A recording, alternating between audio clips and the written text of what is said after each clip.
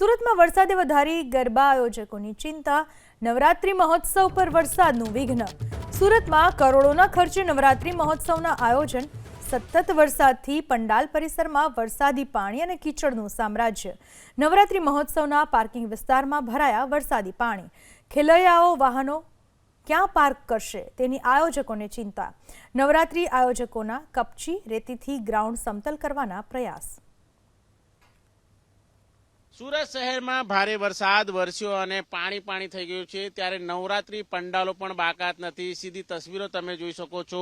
સુરતના ડુમ્મસ રોડ ઉપર અનેક જે નવરાત્રી પંડાલો આવ્યા છે, ત્યાં પણ અત્યારે હાલ વરસાદી માહોલનો ખતરો મંડરાઈ રહ્યો છે। તસવીર તમે જોઈ શકો છો, ભારે વરસાદ વરસ્યો ત્યારે આ નવરાત્રી પંડાલોમાં પાણી થઈ ચૂક્યું છે, ત્યારે આયોજકોને માથે કરોડો રૂપિયાનો ખર્ચ આવ્યો છે। અત્યારે હાલ જોઈ શકાય છે, માટી, કપચી, રેતી છે એ નાખવામાં આવી રહ્યું છે અને જે રીતે નવરાત્રીમાં કોઈ પણ જાતનો ખલેલ ના પડે તેને ખાસ ધ્યાન અત્યારે રાખવામાં આવી રહ્યું છે। આ તમે જોઈ શકો છો, ડુમ્મસ રોડ વિસ્તાર ખાતે ભવ્યાથી ભવ્ય કરોડો રૂપિયાના ખર્ચે નવરાત્રી પંડાલ બનાવવામાં આવી રહ્યું છે અને સામે તમે જોઈ શકો છો, જે વરસાદી પાણીનો ભરાવો છે એ અત્યારે હાલ જોવા મળી રહ્યો છે। ત્યારે ક્યાંક ને ક્યાંક નવરાત્રી ઉપર આકાશી આફત મંડરાઈ રહી છે। જે પ્રમાણે વરસાદને લઈને જે હવામાન વિભાગ દ્વારા આગાહી કરવામાં આવી છે, ત્યારે આ પંડાલો ના જે પરિસર છે ત્યાં આ પ્રમાણેના પાણી છે એ ભરાયેલા જોવા મળી રહ્યા છે।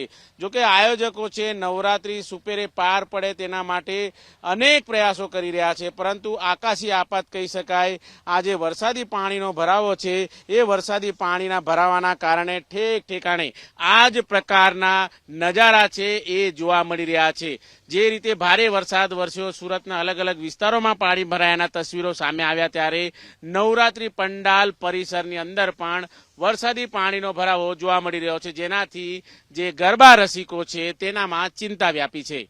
કેમેરામેન રાકેશ પાનવાલા સાથે ધનરાજ બાગલે, એબીપી અસ્મિતા, સુરત।